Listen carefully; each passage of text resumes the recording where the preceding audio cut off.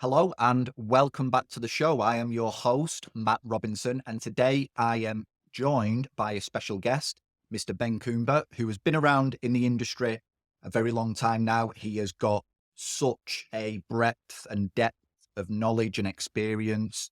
He talks in the interview about all the different roles that he's been involved with in the industry, the different evolutions he's been through. We talk about his current business, Awesome Supplements. We talk about the work he's doing there, some of the ethics around that. We also tie that into some of the recent stuff that he's been trying to draw attention to in regards to the influence that certain people are having in the industry and, maybe how they're taking that for granted and not necessarily sharing correct and accurate information out there. And then we also touch on the business and the mindset side of what Ben has done over the years and how he approaches things and how he thinks about things. So we've packed a lot into this short interview. I hope that you take great pleasure in consuming it. And if you enjoy today's episode, make sure you reach out to Ben and thank him for being on the show on my behalf. I've obviously thanked him, but let him know you've listened, let him know you found it useful, tag him in stuff, let him know it was well worth his time coming on to help you all out. And without further ado, here's Ben.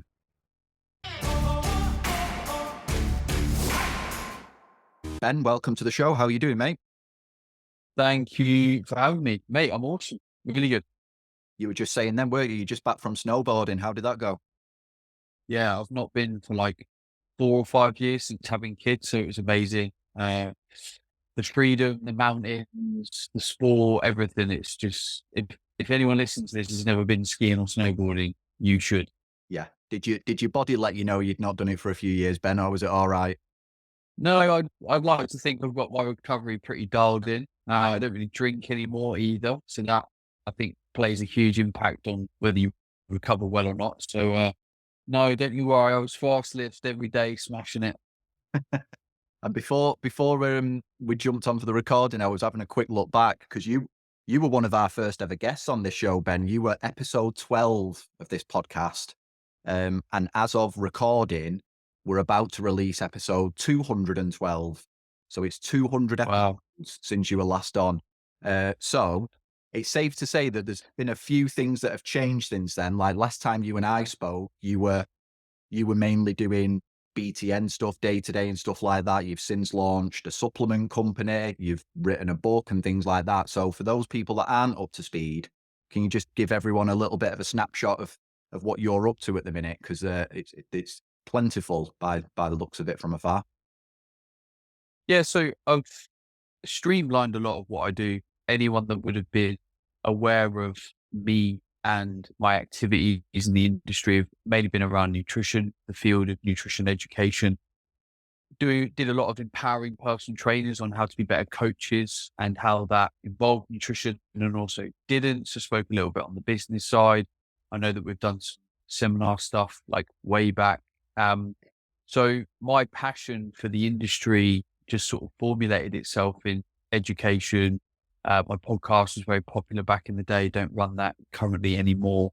And sort of as of this year, have decided to go all in on my supplement companies. That is the key focus of this year. That's where I am finding my passion in terms of like a business challenge and growth of me as a person, as a leader, and also a fight that I would like to fight within our industry, because I do think we're often fighting against a big sea of misinformation and claims.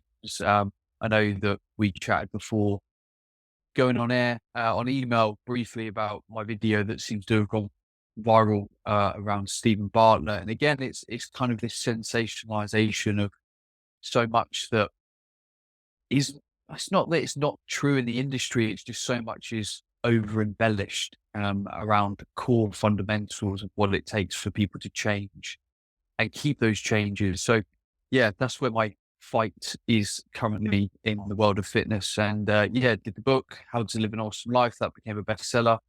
Um, and I wrote that because I'm sure you'll agree as a personal trainer, people view us as health and fitness facilitators. We get people lean and strong and all the rest of it. But underneath that, people want to be happy. They want to be more fulfilled. They want to get more out of life. They want to be able to play with their kids, do things with confidence. And I ended up writing a self-development book that included fitness, nutrition, and sleep, and mindset, and hydration that contributes to kind of all of that big picture. So, yeah, Yeah, been keeping yourself very busy then, Ben, and what a fight to take on, the supplement world and all that that has to offer. I mean, that must be it must be obviously like a big challenge, but definitely something worth getting out of bed for every day, isn't it? If you're going to take on a challenge like that, I bet that's pushed you to your limits in terms of having to go and learn things and embrace risk and things like that, hasn't it? I bet that's been a big one. yeah, I take a lot of confidence in the fact that there's a huge amount of evidence when it comes to nutrition, supplementation. I think nutrition can often be a touch more subjective, but supplementation is quite easy to kind of like, right, two groups of people, one takes supplement, one don't. Yep. Did we find a benefit? No. Okay, it doesn't work. End of story.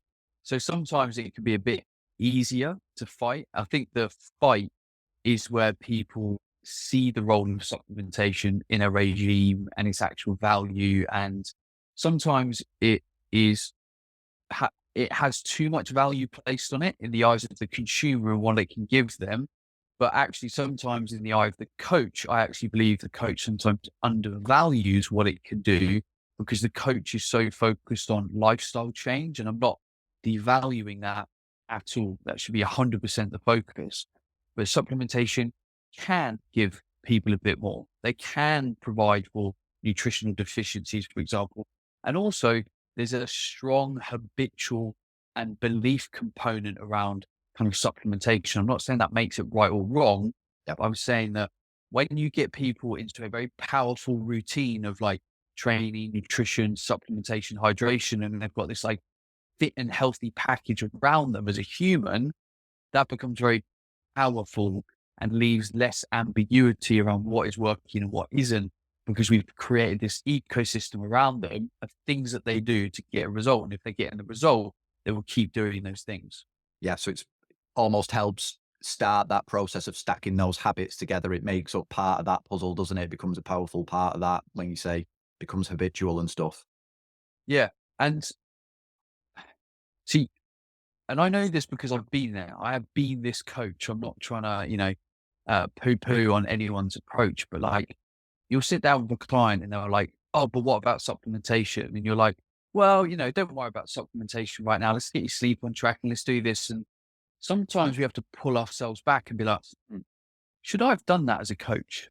Because if a client has energy and motivation and drive to do a thing, and you say, no, don't do that, do this, and they're not ready for that change, or, they just were motivated by it, actually, you can stall their journey and not put them on the right path by almost just saying, okay, I can see this client is motivated to do X. And it might be as simple as your client says, oh, what about supplementation? And you say, do you know what? You struggle with your protein intake. So right now might be a really good idea if we get a protein powder to help you with that. And this is how we can use it. And your baseline diet isn't great. So how about we get a really good multivitamin and omega-3? And that's it. It might be as simple as that. Yeah. But you've channeled the client's energy, motivation, drive, and focus in the right way without having to sort of sit back and go, well, these things are more important.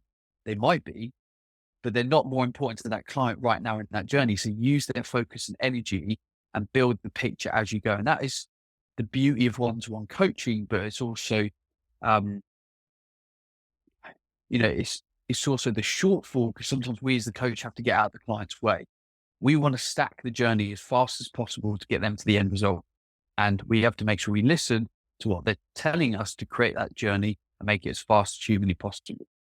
Yeah. So you mentioned a moment ago, Ben, about coaches potentially almost like underusing supplements a little bit. Is that an example then of that you're talking about when a client comes and they've got potentially the energy to look at something like that, but the coach just sets it to one side? Is that an example of that, or are there other ways in which coaches aren't looking at supplements in maybe the way they should? Partly, I think as you get older in your journey, and this depends completely where you are, and what you train for, and what you do. I would say I use less supplements now than I did in my 20s. Yeah. In my 20s, I played rugby, I weight trained, I flew around the world teaching seminars. Like there was loads of things that I was trying to support. And that meant I was sort of almost more invested in supplementation. And I might talk more about supplementation online, talk more to my clients, maybe coach clients that are very similar to me because I know a lot about the thing that I do and I can help those types of people. But let's say you're a 40-year-old trainer, you're only now trained because you want to look after yourself. You're not that bothered about building more muscle. You're just trying to maintain your strength. You are more likely probably to take less supplements because of the phase that you're at in your journey. So you might take a protein powder now and again, take some baseline health supplements, but you might be like, well, I'm not really bothered about creatine, not really bothered about this. And that might make you, because of what you do, and we're very susceptible to our own bias, our own ego, to say, oh, supplements aren't that important. It's not, no, supplements are not as important for you right now. Also, you might be an individual, probably because you're a trainer, who's actually very dialed in with their nutrition. So actually, you might get enough omega-3 in your diet. You might get enough of all the base, vitamins and minerals. So actually, you create even less of an argument for you to have supplementation. But if you've got clients that are not eating great and not consistent and not doing loads of things you do, again, you create more of an argument for supplementation. I'm not saying that means you should give them more than they need or whatever, but you've got to always be assessing exactly what the client's goals are, what they need, and putting them on the path to success. And of course, there's a cost factor involved in that. I'm very aware that, not everyone wants to spend £100, on supplements every month. They might say, okay, I'm happy to pay 30. And you're like, okay, cool. We'll do this. Yep. But yeah, that's another example for me. Yeah. Yeah. The word that you used there for me, Ben, that stood out was assessing. How do you think coaches can do that? How can they assess whether someone needs supplementation, maybe what they might prioritize first, especially if there is, a cost element to this or something like that? Like, what are your thoughts on those things? Sure. So I think there's three core areas that you would assess as a coach: health, performance, and then maybe recovery. You could also categorize health into basic health and advanced health. So what I mean by basic health is your vitamins, your minerals, your omega-3, and then advanced health might be like probiotics, digestive enzymes, female and male specific supplements, anti-inflammatory based supplements. So things that you would need a bit more knowledge on to probably advise to a client, or you might even advise they go to a different practitioner if you didn't have the skill set to confidently and competently, advise on those supplements. So I would always look at health first because that underpins everything. There's no point getting a client to take a pre-workout when they're not even getting their baseline health, areas in check. So I'd look at that first, and I'd say, cool, performance. What is this client doing on a performance level? Are they weight training? Are they running marathons? Are they doing high rocks? Whatever it is, cool. What do we know from the evidence that can help them perform better? Should we be looking at creatine, beta-alanine, nitrates? Should we be looking at citrulline, malate, pump-based compounds?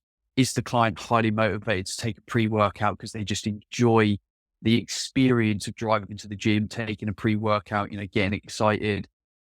Who are we to take that away from them? Like, cool, like crack on if you want to do that. Like, I don't care. Yeah. And then there's kind of like the intra workout kind of window, like, cool, what's the client doing? How are they training? Should we support them with maybe a hydration mix and electrolyte? If they're endurance training, they should probably be on some kind of carbohydrate blend related to the volume of training they're doing. And then recovery, cool. We've obviously got the core components of like what they're doing macronutrient wise. We've got a timing component to that based on their training volume and what they might eat, later on that day. And then we've got things like, magnesium. Huge amount of people that train really hard don't have sufficient enough magnesium in their diet. So once you kind of build that picture and say, right, there's these like 4 areas, for example, the client seems to be either insufficient in or could do with optimizing based on their training and their goals. And then you kind of categorize them into potentially a list of importance. So we put health first and then we work our way through the list. And then you can sit down with the client and say, right, I've been through your diet. This is the current evidence on health. training and performance. This is how you're currently eating. This is how I think micronutrient supplementation could support your eating, because you might have a client that absolutely hates fish. So there's no point you going, I want you to go and eat oily fish 3 times a week. It's just be like, no, like, so an omega-3 supplement is probably going to be like maybe even number one at the top of their list because they just don't consume it. We know it's important. And then you can sit down with the client and go, right, well, these two from the company I recommend, they're going to cost you 40 quid a month. These two are going to cost you 30 quid. This one's going to cost you 40 quid. Like, where do you sit? What would you like to prioritize? Maybe we start here, and if things are going well, then you might spend a little bit more. And then you get to work with the client on almost like the stack that they put together. Yeah. But at least you can approach it pragmatically to what's important and factor in their goals as well. Yeah, good. I like that, Ben. And I like that you highlighted the idea of health first, because I do think when it comes to supplements, it is easy to go down that performance like pathway first, isn't it? For a lot of people, they might prioritize a pre-workout or some sort of recovery shake or whatever. And again, there's nothing wrong with that. But as a coach, you might want to help someone take care of the thing that's going to underpin everything else first, and then start to explore those other avenues. So I think going I at it. think, but I think we should also lean into that as coaches at times, because the client's excited. The client sat in front of you going, I'm so excited about training. I've been thinking about getting this little supplement. And you're like, do you know what? Why not? I actually would recommend a slightly different pre-workout, because that one that you've sort of highlighted, it doesn't really have that great ingredients in it. And pre-workout supplements are a perfect example of where companies hugely underdose key ingredients in it. But you can use that energy, and then it might be a month down the line when the client goes, do you know what? Let's review where I'm at. Then you might be able to say, well, do you know what? I think we should probably take these supplements. And then they might say, well, I only want to spend 50 quid a month. So then you might be able to say to the coach, well, why don't we leave the pre-workout? Why don't we just, take a cup of coffee or whatever? And then we take these 3 supplements. And I think that's going to start to move you closer towards your goals. And sometimes it just takes that wider lens of looking where a client's at, channeling their current energy, and course correcting 4 to 6 weeks down the line. Yeah, excellent. And I know that one of the things you mentioned when we were arranging this was the idea of like supplement ethics. I think that's quite an interesting thing to go into, Ben, like in terms of, we know that companies are out there to make money. They may be selling things they shouldn't sell, or things that don't necessarily work and things like that. I know that your company, Awesome Supplements, everything is science-based, isn't it? Everything is backed by science. I actually use your supplements, by the way, Ben. I probably didn't mention that before, but I take your defense, your Awesome Defense, Oh, and cool. your Awesome Boost. So I do actually use them myself. I do recommend them. But like, talk to me about like supplement ethics, because that sounds like a big thing that obviously probably not enough companies get behind. Yeah. I think the major area of concern for me is the journey that we put a client on. So in the past, a trainer, let's say myself, so let me go back to a real world example. So back in like 2014, I was working with a supplement company, really liked them, really ethical. They mainly had products that, were evidence based, really backed them, taste good. There was one product that wasn't quite as evidence based, but I didn't really talk about it. It wasn't a big issue. It was one out of like 14 products. And then the brand started to bring out these new products. And I was like, hang on, there's no evidence behind those products. And then, of course, clients would then come to me and go, oh, that company you recommend, they've just bought this new product. It's like, well, there's me saying no evidence behind the product. And the brand's like, oh, bigging up this evidence that basically doesn't exist. And from an ethical component, I am responsible for that client's journey because I'm sending them to that company. So we might work with or recommend a company. Let's just say My Protein. They're the biggest supplement company. Everyone knows who they are.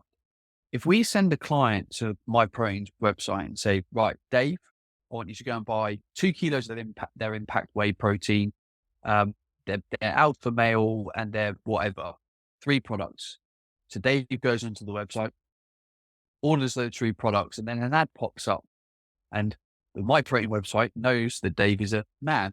And this pop-up comes up saying, would you like to increase your natural testosterone levels? And then Dave's like, that sounds interesting. So he goes on to this product page, natural testosterone. It's only 22 quid. So Dave's like, well, I'm 42 years old. I think my testosterone's getting a little bit low. I'm a little bit tired. All my symptoms match that. Buy. And then another pop-up. Oh, buy 2, get X. And then all of a sudden, Dave's down this rabbit hole of supplements that are being sold to him based on claims, loose data, etc. And we have to take that responsibility on as a coach, because we are sending Dave to that website, knowing that that website is built and designed to extract as much money out of Dave as possible. So whether Dave's going for some protein, vitamins, minerals, whatever, Dave will get led down the path that that website wants to take them down. And if My Protein's selling 25% of their supplements with no evidence behind it, etc., we are responsible for that. So when it comes to the ethics, for me, of what we're doing with our clients, we have to very fully risk assess the journey that we're taking them on. We know a lot about nutrition, so we can go onto the My Protein website and be like, right, I'm only ordering this, this, and this. These are my evidence-based products. These are the things that, fuel me and my goals. Boom. But Dave doesn't know that.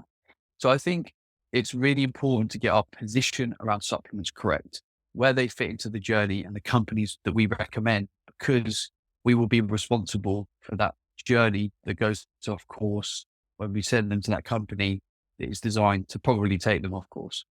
Yeah, yeah. So if you are going to go down the route of sending someone to a site like that, at the very least, you should probably pre-warn them about the stuff that they're going to be bombarded with, and maybe just prepare them for that, and the fact that maybe just stick to the shopping list I've given you, or whatever, or even better, use an entirely different website that's not going to do that at all in the first place.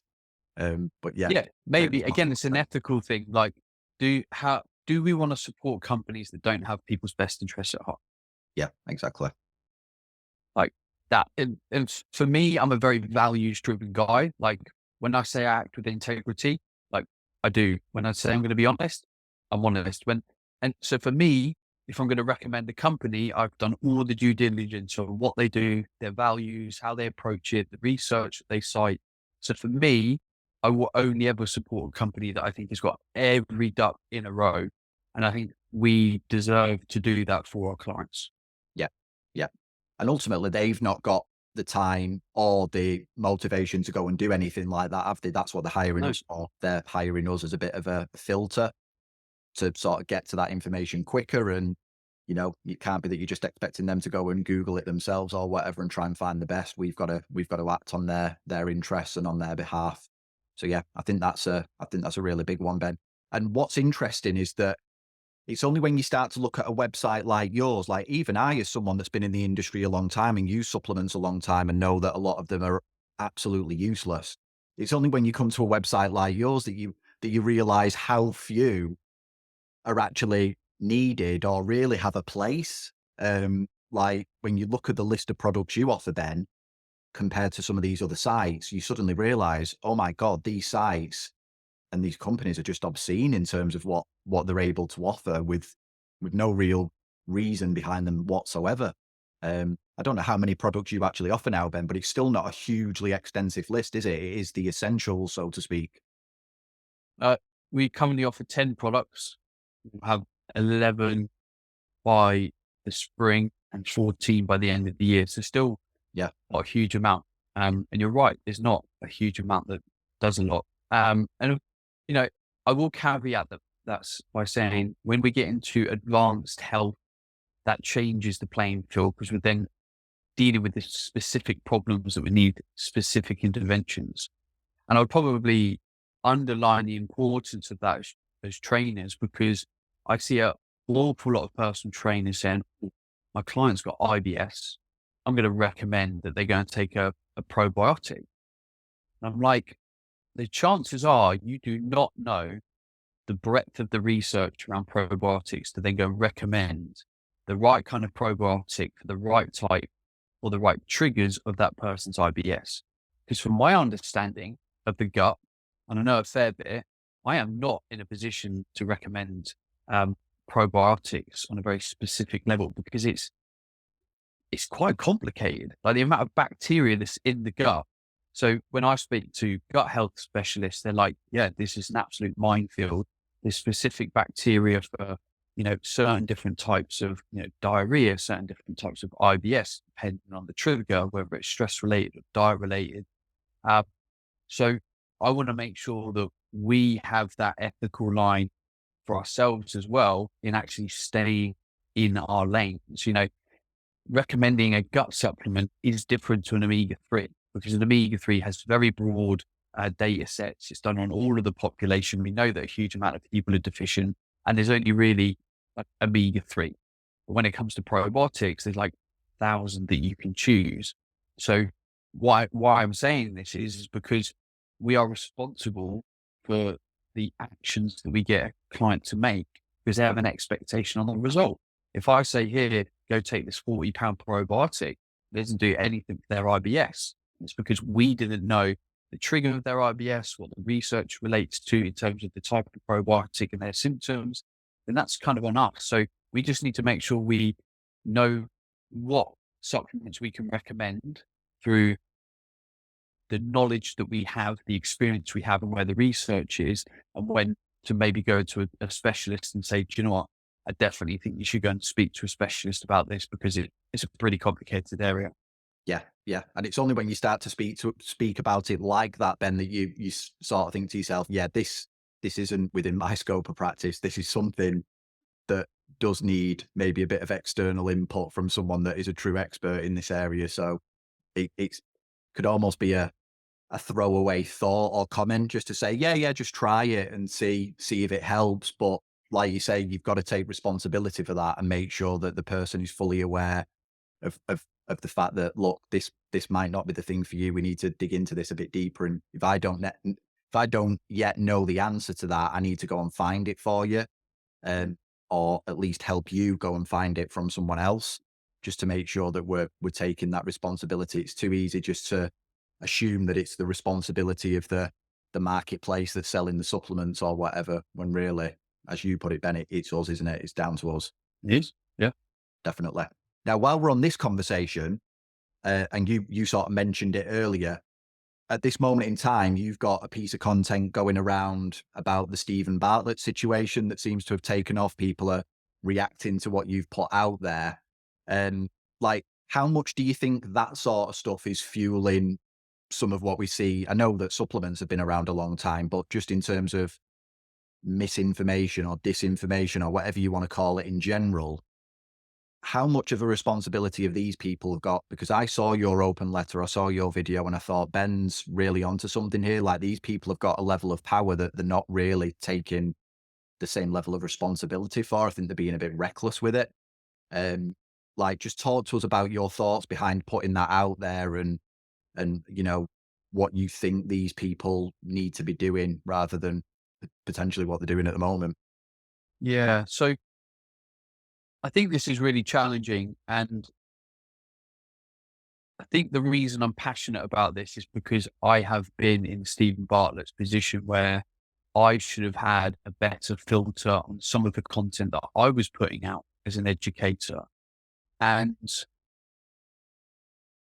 when you get to a position like Stephen Bartlett and you kind of turn yourself into a media machine, and I would describe myself back in the day as a niche media machine. Like, my podcast was the #1 health and fitness show. I had a lot of clout, a lot of leverage. I spoke at a lot of the events. So I needed to take that with, the humility that is needed, in that people are listening, people are taking that advice, they're going away and actioning it, and it needs to be correct and evidence based. And the issue is that Stephen Bartlett has been in this business environment, and then all of a sudden, sort of, health has come along because he's been interested in health and he's optimizing. And then all of a sudden, 60% of his shows have turned into explorations of health conversation. And they're quite often anchored in someone wanting to sell a book. They're blowing up on social media. And we know, unfortunately, that a lot of people that blow up on social media are usually the people that are over sensationalizing, they're clickbaity, they're, bold claims, they're 60-second Instagram reels, not giving any context as to, what is actually the depth of the kind of topic. And I suppose I got to the point of like, enough is enough. Like, this is absolutely ridiculous. And I know that so many trainers listening to this podcast will get messages every single week from their experience of listening to the diary of a CEO going, well, hang on. He said this last week, this week, you said this, and calories is a good example. Like, what do I do? And we as individuals, as coaches, having to spend our time fighting this. Yep.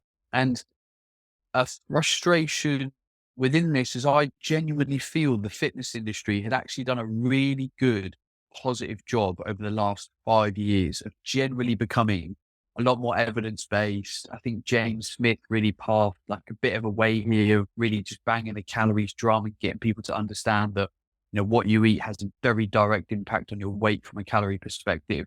And it just feels like we've made so much progress. And then all of a sudden over the last year, Stephen Bartlett's come in and been like just throwing around all this wild claims. And, people that might defend it go, well, it's information, take what you want from it. And so it doesn't work like that. When you have people that are so adamant that X is going to cure obesity or X is the solution to diabetes. And by the way, if you made some of the claims that his hosts do in the US, they would be openly sued quickly Yeah. because you just can't say shit like that. But in the UK, it's just like, oh, it's just social media, isn't it? It's just, it's just information. It's like, well, it's not. So I kind of decided to say, I wonder if how I'm feeling is shared wider. And I know it is to an extent, but I didn't know how much. So this video has been up about 5 days now. I think it's across social media up to about 300,000 views.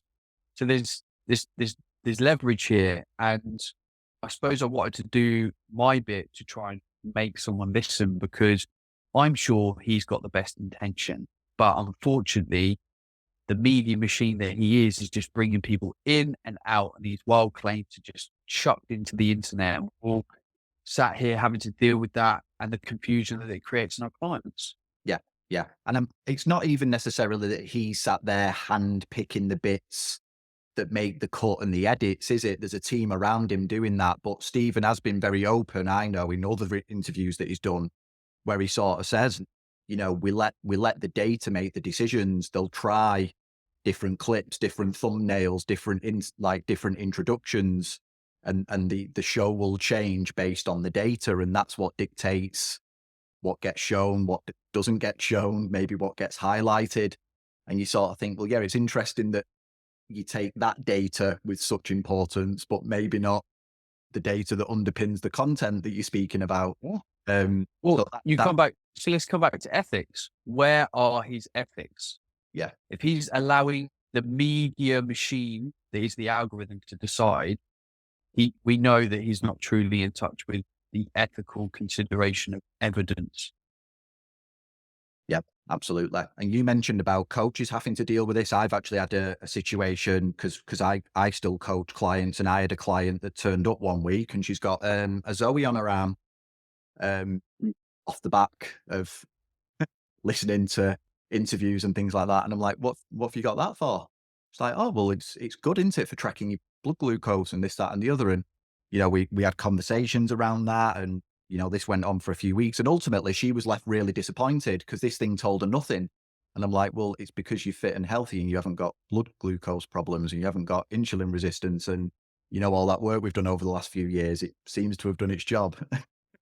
But people will just go and spend money on this stuff because there's a doctor that talks about it, or, that's just one example. There's probably millions out there of people that have bought things they didn't need or tried things that maybe aren't even research backed.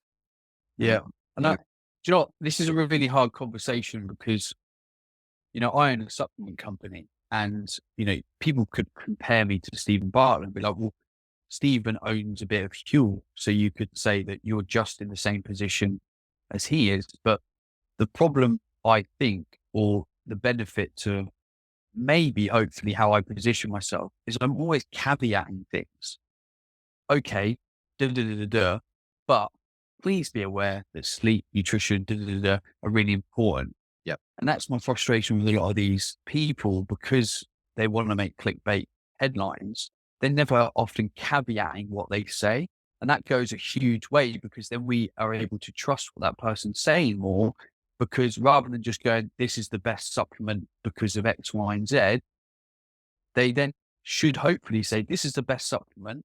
As long as you've got your sleep in order, your nutrition, it's like that cherry on top, but that's not said. And that's where the confusion, um, ends up becoming rife for people because they struggle to know where to put the importance of all these different things that are said to be extremely important. And, humans like shiny objects, they like silver bullets. And unfortunately, you're never going to get away from the core fundamentals of health, which is sleep, nutrition, hydration, movement. Yeah, yeah. And I think just to sort of tie this all together, I think in terms of the actual show itself, the problem that's creating is just the utter confusion. It's when you've got someone on one week saying one thing, someone on the next week saying the opposite, someone else saying none of those things even come into it anymore. That's old research or whatever. I think that from a client perspective or from like a consumer perspective is the bit that's really worrying, is the amount of confusion that you're feeling with people. Like you say, we've done a good job over the last few years to remove a lot of that confusion, I think, and really simplify it for a lot of people and get them to realize this is that light bulb that I've been waiting for. And now it Yeah. does seem to be going back the other way, and it's like people don't know which way to look again if they've been listening to any of this stuff. No, totally. I think a person that's doing it right currently is an equally popular podcast, which is Chris Williamson's Modern Wisdom. Yeah. He has a values filter because anyone that comes on and talks about fitness or nutrition, they're fairly well aligned. There's like 20% that they might like debate and have an argument on, but they're always sticking to the core fundamentals. And when a guest says something that Chris might disagree with or have a perspective, he will respectfully try and understand. He'll say, "Oh, hang on a second. So and so doctor came on my show 6 weeks ago and he said so and so, can you add some more context here or can you explain why that might contradict himself?" Then I'll open up that conversation. And these are beautiful example of someone that is doing the research, has an ethical basis, and is trying to make things simple for the consumer rather than complicated. And that is not what Stephen, Bartlett's doing at all. No, no. And I suppose the danger is that you don't want to you don't want to create a situation where, there's only one narrative. You do want there to be debate. You do want there to be conversation, don't you? You do want to have that little back and forth with people. But at the same time, you don't want to just let anyone come on and make any claim they want and blah, blah, blah. It's interesting that even though I run a minute show in relation to someone like Stephen Bartlett, this one is far smaller. Even I get emails from American like companies and American doctors. It's never British ones, always American ones that want to come on and talk about something. You're just like constantly just hitting delete, like not even interested. Like don't know who you are, what this is based on. But yeah, it does seem to be rife with that at the moment. So yeah, that's an interesting one.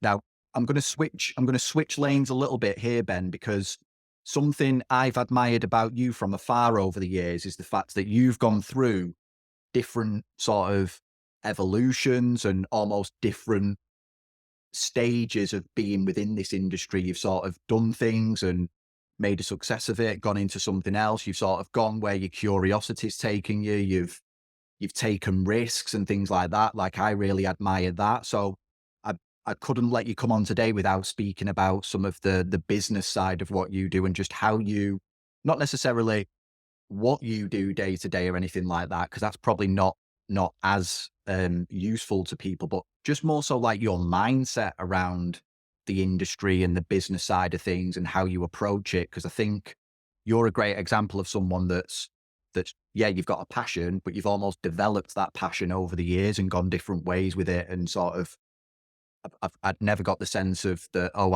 I'm done now. I'm finished. It's always like, oh, I'm still working to find out where I fit into this. And I've always said to people that I believe that a lot of people enter this industry with a passion for it, and they leave too early. They leave before they've had chance to find their little bit where they fit in. I think there's room for most people if your heart's in the right place. So I haven't really asked you a question there, Ben, but go with that where you want. So I entered this industry as a personal trainer. Most people listening to this podcast will be a personal trainer. And that is not the start and the end point of your journey if you don't want it to be. So I started as a trainer, worked one to one with clients, on and off for like a good 6 years, but always knew that I needed to be somewhere else. I wanted to be in health and fitness, but I just didn't know what that looked like. So I Yep. started off as a trainer, then went to university. While I was at university, I basically put my hand up and tried to facilitate as many different experiences and types of work as possible. So when I was at uni, I coached in pro sport, I coached kids, I worked in the gym, I worked and did health and fitness retreats all around Europe and Africa. And what I was doing there is testing where my skills were best placed because I knew one-to-one coaching, that was fairly good, but it just wasn't ticking all those boxes. And that's okay. That's perfectly normal because what I was then able to do over time is take everything that I'd learned as a trainer, coaching, human behavior, channel it into different things. So I went online first as a nutrition coach, and then I built a coaching team because I found that I was all right at business and I started to understand it and knew that if I created a bigger business, I would help more people. So I built a coaching company and then it turned into a nutrition education company. And then alongside that, I did the podcasting, speaking and writing books and, doing retreats all around Europe. And then I kind of moved into the supplementation. So throughout my career in health and fitness, I've been an in-person coach. I've been a boot camp coach. I've been a coach in different types of gyms. I've taught, personal training. I've then specialized in nutrition. I've coached and it goes on and on and on. So probably had like 13, 14 different jobs in health and fitness. But my original skill set was personal training or understanding, fitness, nutrition and mindset. So I think the lesson within that is keep following your curiosity. It's okay if you don't want to be a personal trainer, your whole life. Many people have the aspiration of opening their own gyms. And I think that is an awesome aspiration. But I do think a lot of the time people are maybe somewhat misguided on how that will change their life. You end up really most of the time becoming a business owner rather than a coach, unless you go into it with the mindset of, I'm going to open my own gym. I want to stay the head coach. Well, that then means that you need someone else to be the operational person within your business. And I would argue that that's probably a good thing because most coaches are not great operators in my experience. They tend to be more great with people, bringing culture together, driving the kind of energy and environment rather than doing the admin and the back end of running a gym. Um, and I think that probably leads itself nicely into probably my two biggest lessons in business, throughout that whole journey and through the ups and downs. And there's been plenty of them in that we are the thing that will hold ourselves back. And that sounds really obvious, but I want people to go quite deep with that. Like every problem that's in our way is usually a people problem. And it's usually us as the problem. We don't have a wide enough lens to see how we are the problem. And this is where external coaches can be incredibly valuable to say, hang on a second, I think you're the problem here. Like you keep doing this behavior, but expecting this as the outcome. Like that's not how it works. Uh, and then second to that is the people around you. Like if I was to own a gym, I would be hiring coaches that are better than me Yeah. because I want them to be the best possible coaches. I'm the benchmark, but so many people hire coaches that are like fairly average. I'll train them up a bit, but I'll always be top dog. I'll always be the best coach. If you want to build a great business, you have to find people that are better than you. So my job now in my company as the owner of a supplement company that is, we're doing all right. It's fairly big. My job is to almost make myself redundant. I almost become like an expert hirer and communicator of culture and the future as I get to this stage in my business. So I have to find the best marketers, best people for customer service, the best coaches, the best whatever, because otherwise I get drawn in because I'm better. And sometimes when you're better, or a lot of the time when you're better, you're like, oh my God, that marketing campaign isn't going as well as it should do. And I know how to fix it because I'm better. And you end up drawing yourselves in. So if you want to build something great, you have to find the best people, and it should make your ego feel uncomfortable. But that is the journey to building something great. Yeah, that's awesome, that, Ben. I mean, like, listen to that again, rewind and listen to what Ben said again, because I think the example there of like hiring coaches is the perfect example, isn't it? Like, I'll always be top dog, just hire cheap coaches maybe, or people that maybe have got potential, but I'll always be the main person. And I think we've all been there. I've definitely been there. I can hold my hands up and say I've been that person before. But it's only when you surround yourself with better people and see what they can do that you start to realize, actually, in what I do, my job might be slightly different now. Maybe I'm a bit more of the visionary, and I've got to communicate things to people. I've got to bring them into that vision, and I've got to inspire them to go and do things and do it to the best of their ability. I've got to bring out their potential. So it's a completely different way of looking at it. And I think going back to you describing your journey, Ben, in terms of all those different roles you filled, I suppose to sort of tie that bit together, it's almost giving people the message of, like, if you're passionate about this industry and maybe you try personal training, because that's usually the place most people start. That doesn't work out for you. Like, that's okay. Don't give up. Go and try something else. Go and see where else you might fit in, because I do feel like we need to keep hold of as many of those enthusiastic, passionate people as we can. It's not that they've necessarily been a complete failure or anything like that. It is a tough industry to break into at times.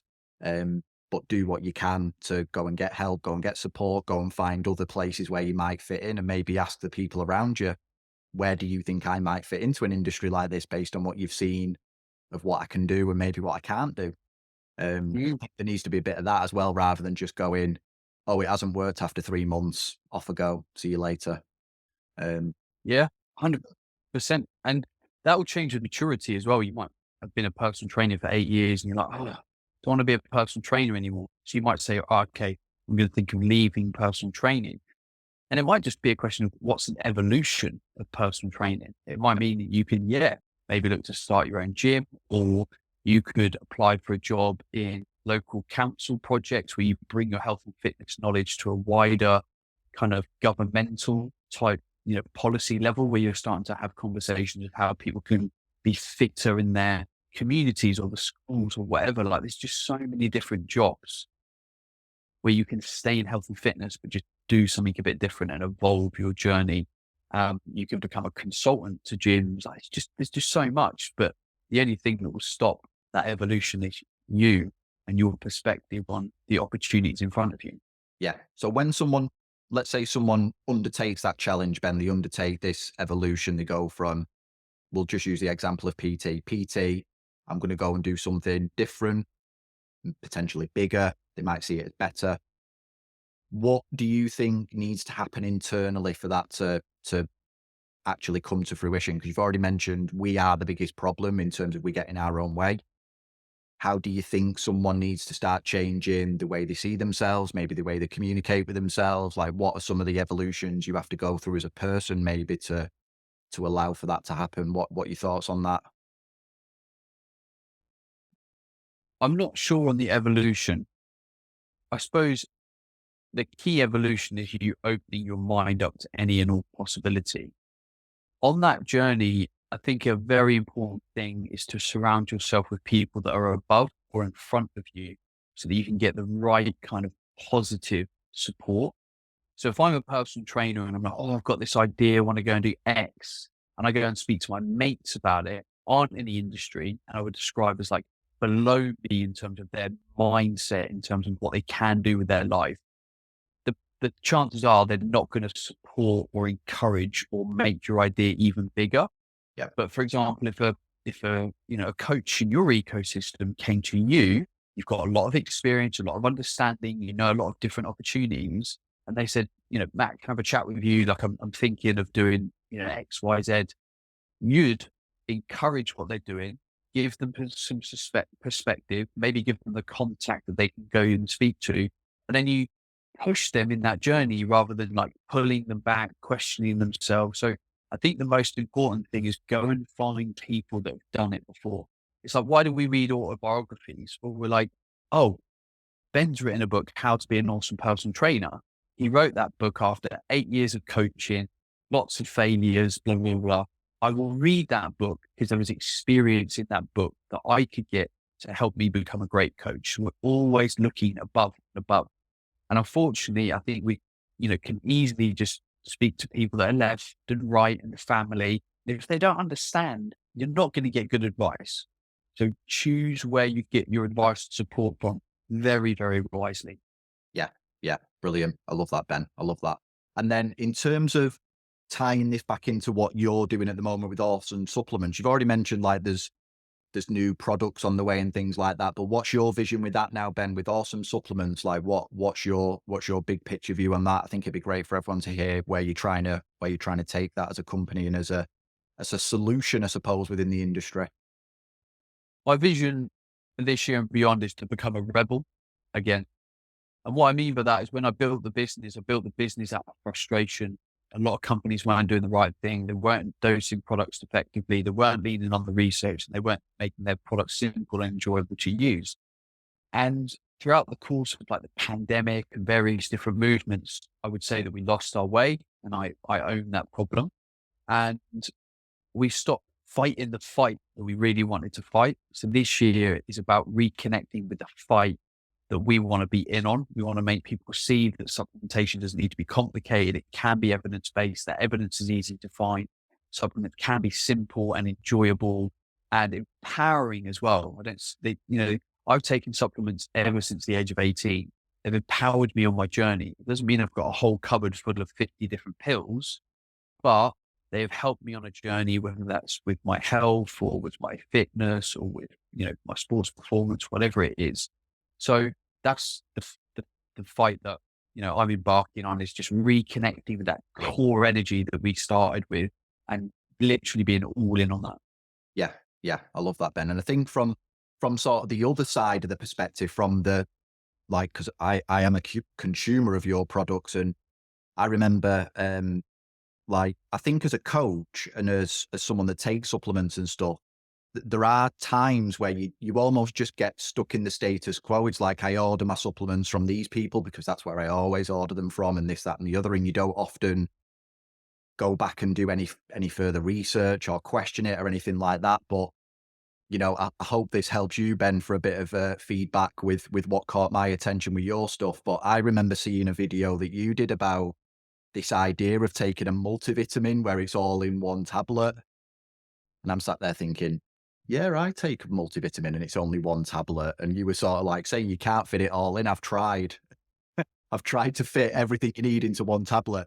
It doesn't work. And I was a bit like, oh shit, yeah. I mean, how would it? Like, it doesn't even make sense that you could fit all in. And like, I've just sort of, this is almost me saying, whether it's Ben or whether it's someone else, almost like question some of the stuff that you take and some of the things that you're just used to doing, and maybe revisit some of it. Cause, a video like that of yours made me do that and made me look into it a bit more. And I think we need these rebels like yourself out there to almost break us out of a bit of a pattern at times. So yeah, that video you did on that, mate, convinced me. Mhm. Expect more. So yeah, keep going with that kind of marketing. It works. Ben, I don't want to take up any more of your time, mate. I'm really, really thankful of you coming on the show today, sharing your knowledge and your expertise with us. For anyone that wants to find out more about you, the supplements, anything else, where do you want them to go? Where do you want to send them? Yeah, sure. So firstly, if anyone wants to connect me on social media, I'm Ben Coomber. I know that we've spoken about the Stephen Bartlett video that's going viral at the moment. So if you just pop onto my social media and it's kind of titled, Dear Stephen Bartlett, please stop spreading misinformation on your podcast. So maybe have an engage with that. Yeah, awesomesupplements.co.uk. We have trade accounts. We have ambassador accounts where you earn 10% for the life of the customer. So that helps trainers get money in their back pocket, and quite often they get their supplements for free if they get their, kind of clients using us and stuff. But first of all, just have a look at what we do. If you resonate with us, awesome. If you don't, awesome. Like, you have to be values aligned with what we do. And I think that's really important. And yeah, that's it. Hopefully this show has created a little bit of thought in people, and that's all we can ever do. Yep, absolutely. And yeah, we'll make sure that we put links to all those places as well as we're tagging this online and everything like that. So make sure you check out Ben and make sure you get behind that video as well. Make sure we spread it far and wide. Cheers for that, Ben.